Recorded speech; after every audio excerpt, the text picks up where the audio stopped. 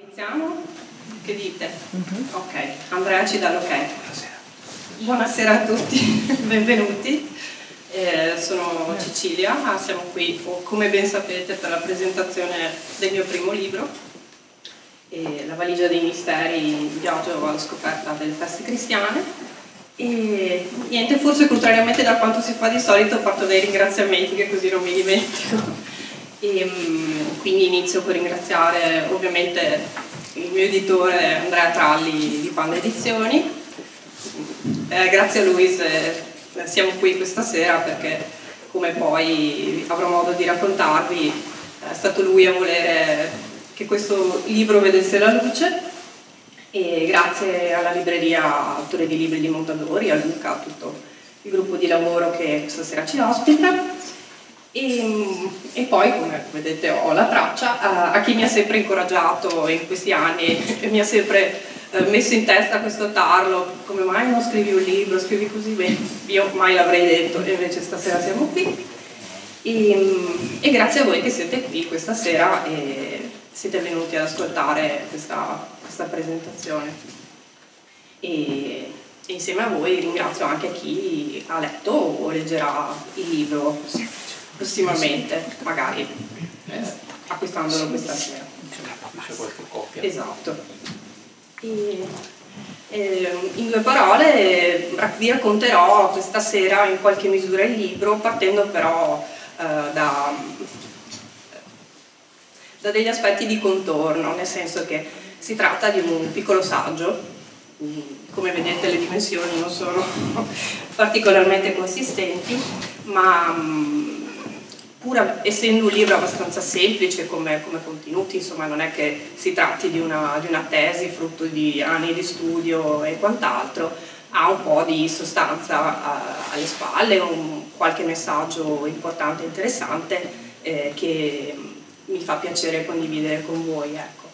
E quindi vi racconterò poi soprattutto come è nato e quelli che sono i retroscena del libro. Per farlo e per pensare questa presentazione ho preso spunto un po' da quelle che sono state le domande che mi sono state poste in questi mesi da chi ha saputo che avevo scritto un libro. E quindi ci sarà una prima parte, una sorta di autointervista in cui, attraverso queste domande di cui vi dicevo, vi racconterò il retroscena del libro, e poi ci sarà una seconda parte, il tutto comunque è abbastanza breve, vi prometto, in cui vi porterò un po' nel mio mondo, perché io comunque sono laureata in conservazione dei beni culturali. Il mio mondo di partenza, la mia base di partenza è una base visiva che, come dire, affonda le radici nella storia dell'arte e che ha molto a che fare dal mio punto di vista con queste tematiche, quindi vi porto un po' nel mio mondo e vi racconto quello che è il contenuto del libro attraverso delle immagini, sempre molto in breve. E allora passiamo alle domande. Le prime tre sono queste: quando hai scritto questo libro e perché? Avevi mai pensato prima di scrivere un libro e come hai scelto l'argomento? Allora, queste sono proprio un po' delle curiosità. Come nasce questo libro? Il libro nasce a Torino, in un momento di pausa. Eravamo andati io e Andrea alla fiera del libro, al Salone del Libro di Torino, cosa che abbiamo fatto abbastanza spesso, e davanti a un aperitivo a un certo punto lui mi dice: ma senti, perché non ti piacerebbe scrivere per me un libro sulle feste cristiane? E io l'ho guardato un po' stupita e gli ho detto: ma sì, dai, facciamolo, insomma. Questo perché comunque era capitato negli anni che appunto qualcuno, parlando in occasioni varie, mi dicesse: ma hai mai pensato di scrivere un libro? Secondo me scrivi molto bene. Io ho sempre risposto di no, pensando di non avere le capacità, insomma, o forse pensando a romanzo come riferimento classico per andare a costruire un libro. E francamente il romanzo, continuo a pensarlo, non è il mio mondo, però un saggio tutto sommato, dopo le mie esperienze formative e anche lavorative per altri versi, poteva essere un mondo in cui riuscire a cimentarmi meglio. E poi a dirla tutta, in quel momento, quando Andrea mi ha fatto questa proposta, dal punto di vista professionale non c'era un grande benessere, una grande felicità, e quindi mi è venuta voglia di fare una cosa diversa. E una volta tanto mi sono buttata. Questo è avvenuto, diciamo, a maggio 2015. Ho scritto una prima parte del libro praticamente subito, e poi il libro è rimasto un po' in cassetto perché non ho avuto più tempo di dedicarmici. In questo senso l'anno di disoccupazione, poi non è stato un anno intero che ho avuto lo scorso, diciamo, nell'arco del 2016, è stato molto fruttuoso perché ho potuto dedicarmi anche a questo. Quindi nelle prime due domande più o meno abbiamo risposto. Come hai scelto l'argomento? Che questa è stata una proposta di Andrea. Diciamo che la formazione in storia dell'arte comunque porta un interesse per quelle che sono le tematiche religiose, quelli che sono poi i risvolti di contenuto anche religioso. Poi per quanto riguarda me ho sempre coltivato personalmente un interesse per la parte della spiritualità, soprattutto negli ultimi anni, e a questo si aggiunge un interesse anche legato ai simboli e all'iconografia, che sono tra le mie passioni proprio a livello di studi personali, e tutto questo ho fatto un po' da sottofondo, ecco, e di qui è nato un po' il nostro libro. Poi seconda tranche, come raccolti i contenuti, da dove arrivano le informazioni e come è strutturato il libro. Qui andiamo un po' più sulla parte tecnica della costruzione. Come raccolti i contenuti? Beh, ci sono più aspetti. C'è un aspetto puramente informativo, cioè i dati proprio relativi alla storia delle feste cristiane e quant'altro. Ho utilizzato semplicemente delle fonti di internet. Ovviamente l'ho fatto col testa, nel senso che sappiamo che internet non è proprio sempre foriera di contenuti validi.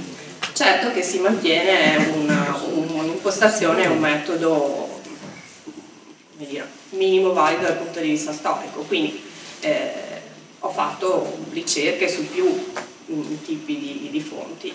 Una volta che si incrociano 3, 4, 5 fonti e tutti dicono la stessa cosa, è abbastanza ovvio che insomma, le informazioni sono corrette, dove non convincono, si lasciano da parte. A questo si aggiungono poi, come dicevo prima, una serie di contenuti un po' costruiti e raccolti negli anni.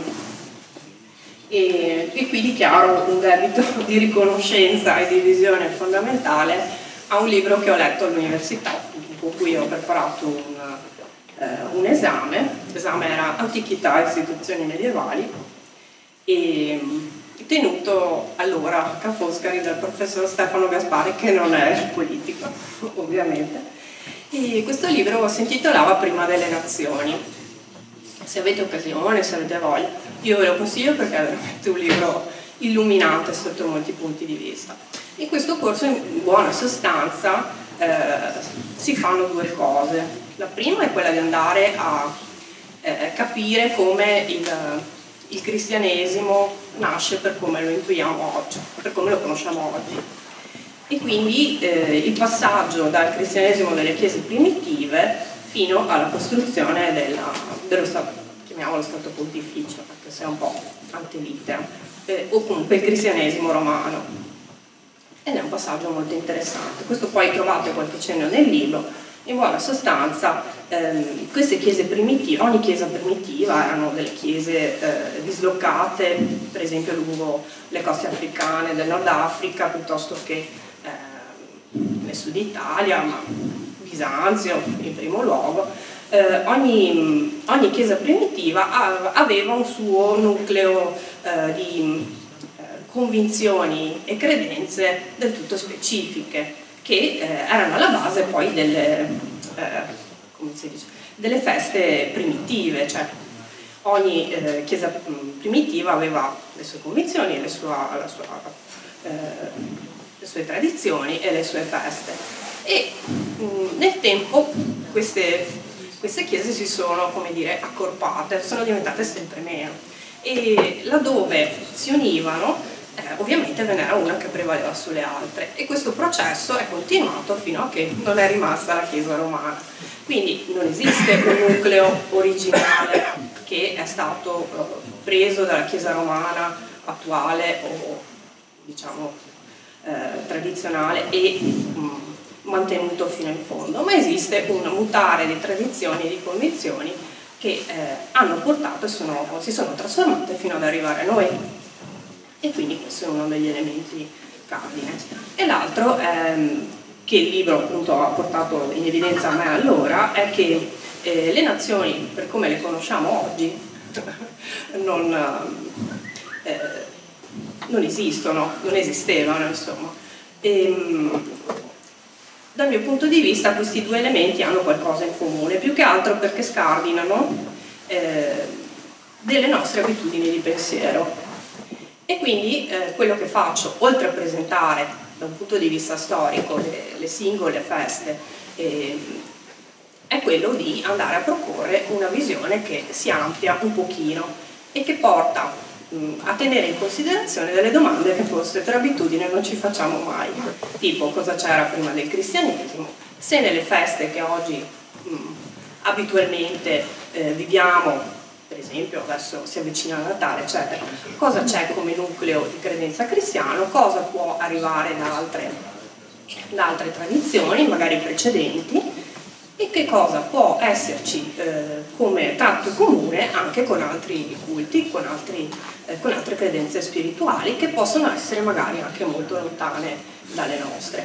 E così, diciamo, il proposito iniziale del libro era semplicemente quello di presentare delle informazioni con un minimo di validità storica sulle feste cristiane, quindi andare un po' sulla curiosità e raccontare organicamente le feste, e poi è diventato anche qualcosa di più, una riflessione un po' più ad ampio raggio, che credo sia anche doverosa in tempi come i nostri, insomma, in cui a volte ci si sofferma molto sulle differenze, ma magari si guardano poco i punti in comune o quelle che possono essere delle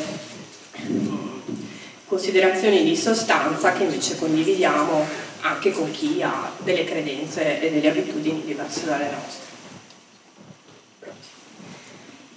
Perché hai scritto un libro del genere e qual era il tuo obiettivo? E un po' in questo senso ho anticipato. L'obiettivo alla fine diventa appunto quello di cercare di ampliare un po' la visione d'insieme, quindi al di là delle curiosità in senso stretto, di portare a una riflessione un pochino più vasta.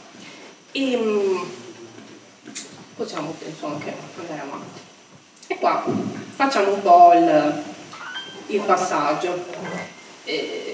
Quindi il libro vuole raccontarci l'origine e le tradizioni delle feste cristiane, suggerirci i collegamenti con altri punti e tradizioni precedenti, o semplicemente distanti in senso geografico. Cosa intendo? Faccio l'esempio, nella parte dedicata al Natale, che è poi la prima, perché nel presentare le feste, come avete forse avuto già modo di vedere, o come vedrete se leggerete il libro, seguo l'andamento del calendario liturgico. Nel calendario liturgico la prima parte, l'inizio è dedicato, inizia con l'Avvento e quindi si parte proprio con le festività natalizie. Nella festa di Natale, forse più che rispetto ad altre feste, ci sono tantissimi punti in comune con dei culti anche più antichi rispetto al cristianesimo stesso. E in primo luogo faccio riferimento al culto di Osiride e poi anche al culto mitraico, perché c'è una certa affinità, soprattutto a livello di date, di periodi di festività, appunto tra queste tre figure, e quindi c'è comunque un collegamento di cui tenere conto. E si tratta anche in questo caso di tradizioni molto lontane, perché se in un caso parliamo dell'antico Egitto, il culto di Mitra è un culto che diciamo tra il 1000 e il 1200 a.C., se adesso non ricordo male perché io con le date non sono bravissima, si trova già in zona antica Persia e nei culti induisti, insomma è un personaggio, anzi una divinità, scusatemi, che viene proposta anche negli antichi Veda, e quindi andiamo veramente non solo indietro nel tempo ma anche molto lontano rispetto alla nostra area geografica. Ci rendiamo così conto di quanta vicinanza ci possa essere tra culti apparentemente molto diversi tra loro, e quindi tra i modi di sentire degli esseri umani, che dovrebbero essere appunto quello che ci collega un po' tutti. Il libro lo descrive a parole, ma possiamo fare un viaggio ugualmente affascinante con le immagini, e qui appunto vi porto un po' nel mio mondo. Allora, qui abbiamo da un lato il tema è quello della madre e del figlio, e che appunto trae origine, cioè, può essere collegato soprattutto con le festività del Natale. Da una parte abbiamo Iside e Horus, forse prima ho detto Osiride ma intendevo Horus, scusate, e dall'altra abbiamo una Madonna nera, quindi una Madonna con bambino. Credo che insomma avremmo potuto prendere qualsiasi altra Madonna con bambino, ma è abbastanza evidente che c'è un collegamento quantomeno iconografico, ma l'iconografia racconta sempre una tradizione che si ripropone nel tempo, okay? Di là ho i miei compagni di università, loro potrebbero confermarvi, ma qualcuno forse lo conosce, che esiste un signore, esisteva, è nato tra fine 800 e i primi del 900 se non sbaglio, tale Aby Warburg, che è un po' stato un po' il padre dell'iconografia moderna, o meglio della storia della tradizione classica, e lui ha fatto questa ricerca prendendo le immagini che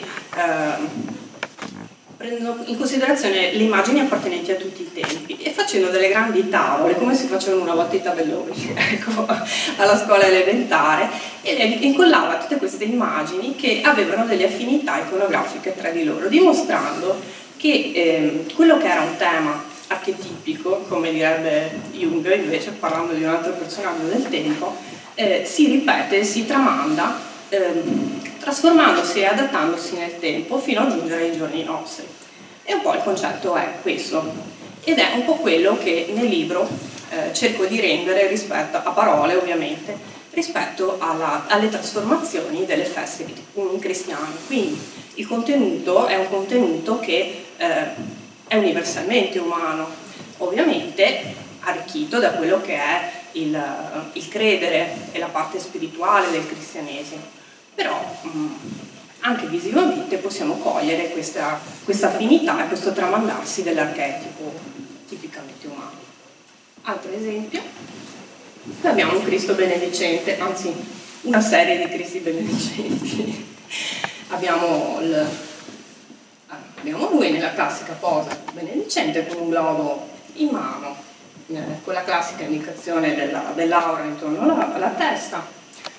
Se andiamo all'immagine successiva troviamo ancora un Cristo benedicente, perché più o meno sempre l'impianto resta quello, accanto a un altro personaggio, chi è Mitra, appunto.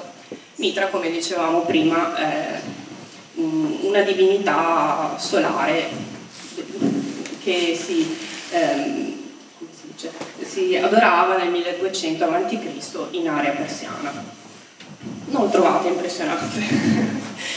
La posa è praticamente identica.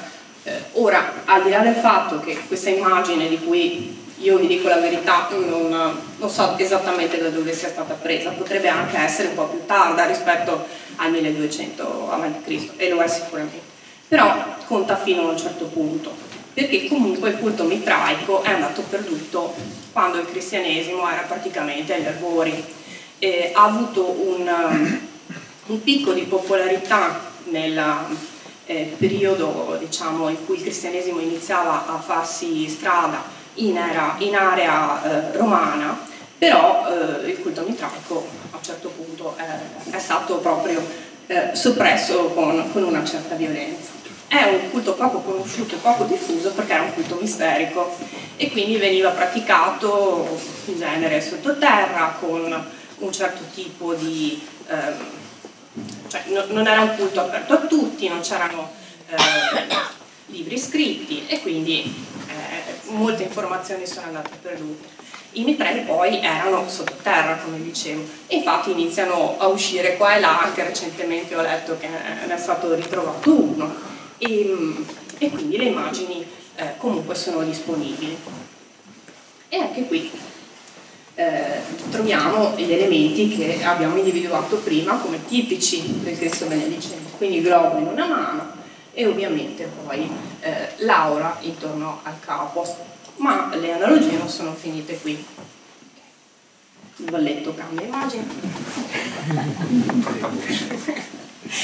Abbiamo un'altra serie di temi iconografici ricorrenti che poi trovate affrontati nel libro, e sono l'uovo che è un simbolo di rinascita, e ovviamente neanche a dirlo noi lo troviamo, ci porta immediatamente in mente alla Pasqua, il sole e la luna.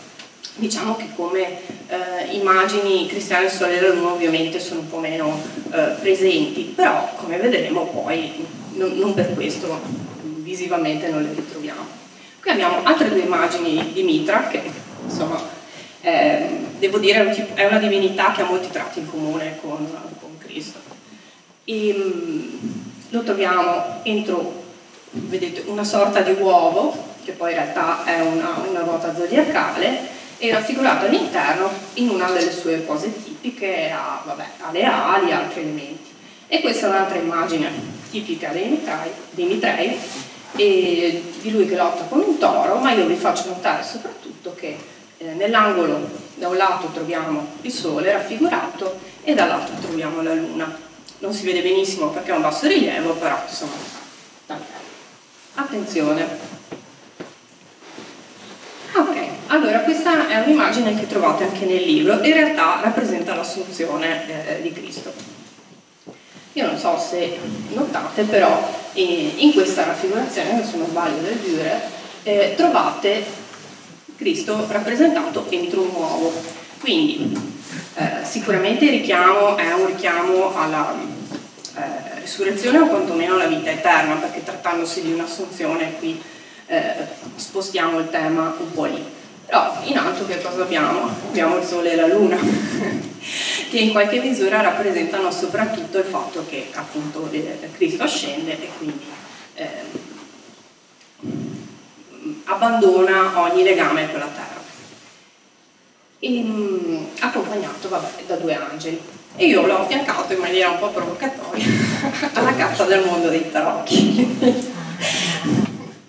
I tarocchi, diciamo da un punto di vista, il tarocco più antico che è stato recuperato è un tarocco rinascimentale, quindi sicuramente appartiene a una tradizione iconografica più tarda. Però è interessante che anche qui, in una veste diversa, troviamo veicolati sempre dei contenuti abbastanza simili. Ritroviamo comunque, e questo è chiaro perché lo vedono tutti, l'uovo rappresentato da questa ghirlanda d'alloro, e troviamo in alto non il sole e la luna in questo caso, ma comunque degli esseri alati, e quindi la rappresentazione, qui abbiamo i 4 animali sacri, però quelli nella fascia superiore come vedete sono alati. Sono i 4 evangelisti? Esatto, sono gli stessi simboli, sono quelli dei 4 evangelisti, esatto, giustissimo. Ecco, però mi premeva soprattutto segnalare che le creature alate anche in questo caso rappresentano la parte eterea, mentre le creature inferiori la parte terrena. Poi qui potremo addentrarci nel significato della carta, però in buona sostanza gli elementi sembrano già indicare abbastanza chiaramente che l'invito o comunque il significato della carta è sempre quello del raggiungimento di uno stato superiore. Queste erano un po' le suggestioni che mi piaceva proporvi. Se avete qualche curiosità, qualche domanda, qualche cosa, non so se sono andata troppo veloce, un po' presa dal nervosismo.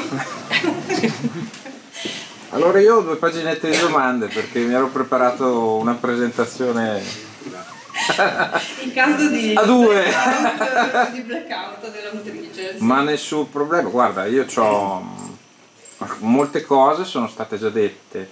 Volevo domandarti proprio 2 o 3 cose stuzzicanti per cercare di rendere...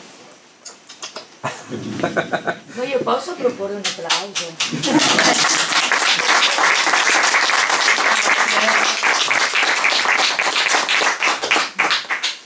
Io volevo chiederti, tra tutte le festività che hai trattato all'interno del saggio, se ce n'è una che ti è piaciuta di più. Ma allora, nei miei gusti un po' balzani, sicuramente la festa più interessante è il Natale, ma perché è quella che presenta più suggestioni e più legami anche con tradizioni diverse. È quella anche che ho offerto i maggiori spunti di approfondimento, devo dire. Quindi risponderei al Natale senza dubbio. Volevo chiederti che idea ti sei fatta della religione, nel senso che tu hai comparato le festività di diversi credo religiosi e quindi hai avuto un'ottica abbastanza superiore a tutto ciò che ogni singola religione propone ai propri fedeli. Che idea ti sei fatta? Beh, allora, questo al di là del libro, o forse a maggior ragione dopo aver scritto il libro, pur essendo una domanda molto difficile, rispondo così. Posso dire che io non credo esista una risposta assoluta, credo che le religioni siano in generale, questo non solo il cristianesimo, dei modi per... come dire, delle schegge di verità, ecco. Prendendo in esame più religioni insieme c'è la possibilità di cogliere degli aspetti, delle più schegge di verità e quindi andare a costruire o a farsi un'idea un po' più precisa, se questo è possibile, di quella che può essere una verità superiore. E questa è però una mia convinzione di fondo, insomma. Spero di essere stata abbastanza Sì, ti chiedevo la tua opinione personale. L'ultima domanda mia e dopo lascio spazio a tutti gli altri, insomma. Come hai scelto il titolo? Il titolo l'ho scelto perché avevo terminato il testo, dovevo mandare la mail e non sapevo come. Dovevo dare un titolo per forza, però no, vabbè, al di là di questo c'è un po' di contenuto. Il viaggio è qualcosa che mi affascina un po' indipendentemente dal tema religioso o meno. Il viaggio secondo me è sempre un elemento di scoperta, è un modo per descrivere anche il solo fatto di alzarsi la mattina, fare qualcosa o approcciarsi a qualcosa, è un stile, ecco. E credo che sia uno stile che a maggior ragione si addice alla tematica religiosa, che appunto dal mio punto di vista è qualcosa che non ha una risposta assoluta, al massimo ha una visione che ci si costruisce nel tempo. E quindi per quello ci tenevo al fatto che ci fosse la parola viaggio. La valigia è stata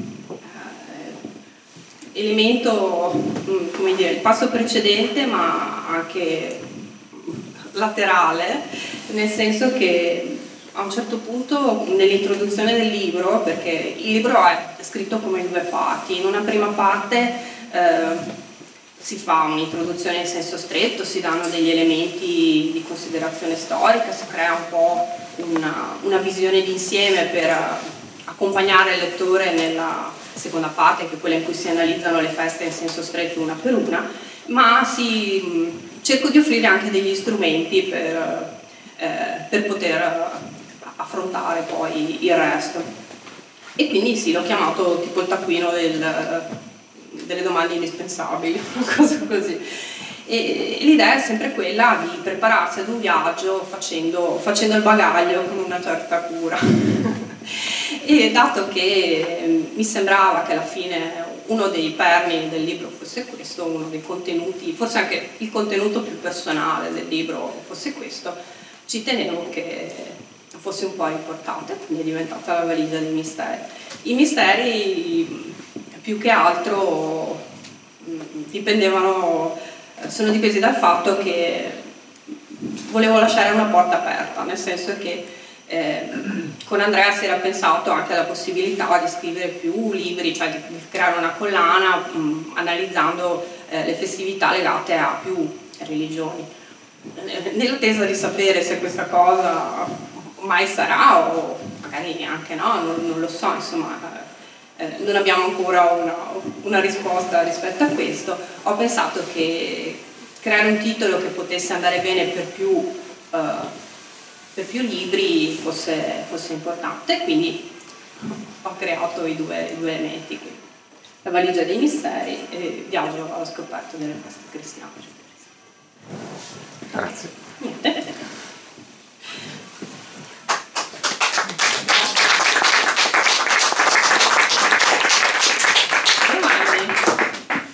In questa tua attività di ricerca e poi di rielaborazione e riemissione, qual è la cosa che più ti ha sorpreso, ti ha stupito, meno ti aspettavi, ecco, di trovare o di individuare? Diciamo che forse la cosa che avevo messo meglio in conto, ecco, era, in questo senso è stata un po' una scoperta, una riscoperta anche per me, quello che è anzi il senso del calendario liturgico. Adesso suona un po' così, un po' anche stucchevole, però non mi ero mai soffermata a pensare, nonostante insomma io sono stata cresciuta come cattolica praticante, non mi ero mai soffermata a pensare al senso del calendario liturgico. A catechismo non me l'aveva mai spiegato nessuno, perlomeno. E quindi è stata un'occasione per riflettere su questo, capire quali erano i legami e il senso generale di questo percorso che viene proposto al cristiano. Forse se fosse un po' più esplicito potrebbe coinvolgere di più anche altre persone. Scusa, hai trovato traccia, io ho perso l'inizio, di feste ebraiche trasformate? Ma poco, feste ebraiche relativamente poco, devo dire. Tradizioni di altro tipo, sì, come dicevo. In che area ti sei Geografica. Qua la nostra area, Veneto, Lombardo-Veneto, Italia? No, vabbè, diciamo che là dove trovavo un aggancio andavo a verificare quanto fosse valido oppure no. Sicuramente ci sono dei legami forti col culto ebraico, come dicevo prima, con gli elementi soprattutto Iside, Horus e quindi l'area egizia. Io sono convinta, nel libro magari non ne ho messi tanto, ma a livello di contenuto ci sono tantissimi legami anche col buddismo. Scusa? Col buddismo. Sì, beh, però a livello di feste cristiane questo non emerge ovviamente. E poi soprattutto anche con i culti nordici, anche se forse meno di quello che mi aspettavo. Diciamo che sì, forse da un punto di vista iconografico i legami sono molto più evidenti e forti che non dal punto di vista storico, quindi mi ha molto guidato soprattutto la parte visiva, però forse è una mia deformazione. Non so se ho risposto. Secondo me è possibile comunque un aggancio con il buddismo, perché nel Battistero di Parma, che è uno dei capolavori dell'arte medievale italiana, effettivamente raffigura sopra un fregio la cosiddetta leggenda di Balaam, che secondo i critici d'arte non è altro che la versione cristianizzata della storia di Buddha.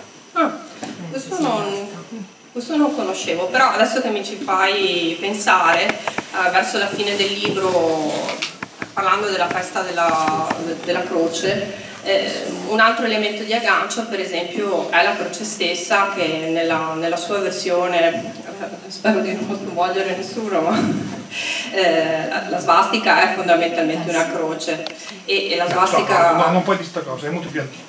È indiana. La svastica. No, appunto, ma quello che volevo dire è che c'è una tradizione fortissima della svastica anche tra i buddisti, cioè c'è una È loro, è una cosa loro. sì. Quindi la croce è uno dei simboli per eccellenza che dimostra il fatto che c'è un milieu, come dire, spirituale. Cauti ha fatto nel senso che mentre la svastica è un simbolo, diciamo, che puoi trovare in vari ambiti, ma soprattutto di origine indiana, la croce ti rimanda un fatto storico, e la differenza non va poco. Diciamo che è una simbologia quasi astratta, è il sole praticamente, mentre la croce cristiana non c'entra niente col sole. Se tu la vuoi far entrare, ok, libertà di pensiero, ma io volevo dire un'altra cosa.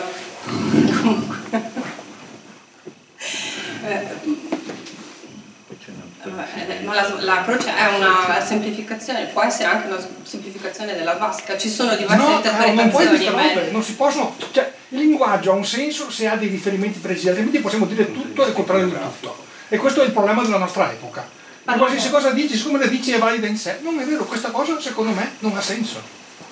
Parlavo da un punto di vista iconografico. Ma certamente l'iconografia se li fa a dei fatti, non è una cosa a sé stante. O no? L'arte paleocristiana ha recuperato tutto l'iconografia romana, però perfetto, va benissimo. Era pagana e gli ha dato ma la croce non c'entra con la iconografia romana, per esempio. Per il paganesimo aveva un significato, per i cristiani tutta l'iconografia romana è stata recuperata dai cristiani. È un segno di martirio, di condanna. Però per il cristianesimo, per i primi 3 secoli i cristiani hanno rifiutato la croce come simbolo, perché era troppo scandalizzante. Se voi andate ad Aquileia, la croce non la trovate, trovate un albero fiorito, proprio perché non si tollerava questa idea. L'albero della vita.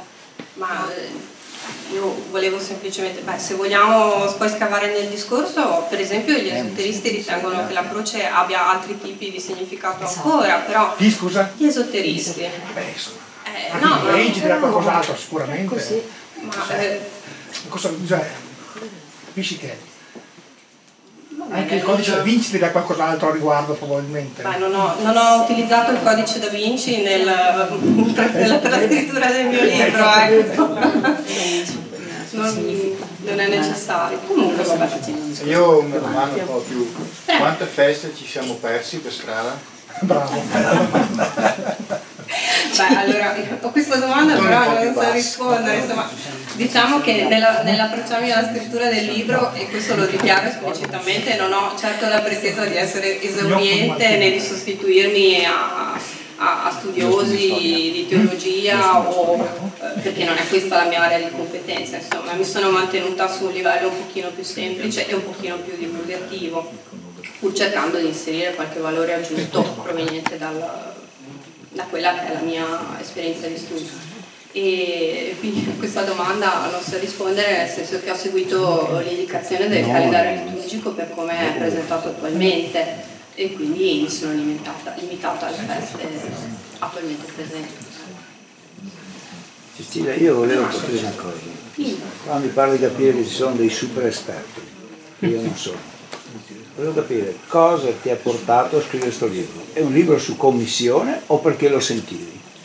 No, è stata una richiesta esplicita di Andrea. Poi ma scrivendolo hai sentito, cioè quando ti sei immedesimata in questo libro, ma allora, l'hai trovato? Come dicevo all'inizio, quando mi sono cimentata in questa cosa ho tenuto presente il primo obiettivo, che era quello appunto dell'aspetto divulgativo, e poi ho dato un contorno un po' più personale, una visione un po' più personale. Quello che posso dire è che con tutto quello che è successo negli ultimi 2 anni, con quelle che, non dal mio punto di vista personale, ma guardando un po' più in là, e nella consapevolezza che non sarò certo io che cambio il mondo o che porto verità o altro, insomma, ci mancherebbe. Credo che nel momento in cui uno si cimenta e inizia a parlare di un argomento così sia importante dare anche delle visioni differenti e ricordare, appunto, come dicevo, che a volte ci concentriamo forse troppo sulle differenze, sulle cose che ci separano e ci allontanano da chi consideriamo diverso per cultura, per origine e quant'altro, e poi invece magari trascuriamo degli elementi che ci uniscono. Banalmente, forse è banale, forse è un po' trito, però mi sembrava un messaggio importante da dare, tutto qui.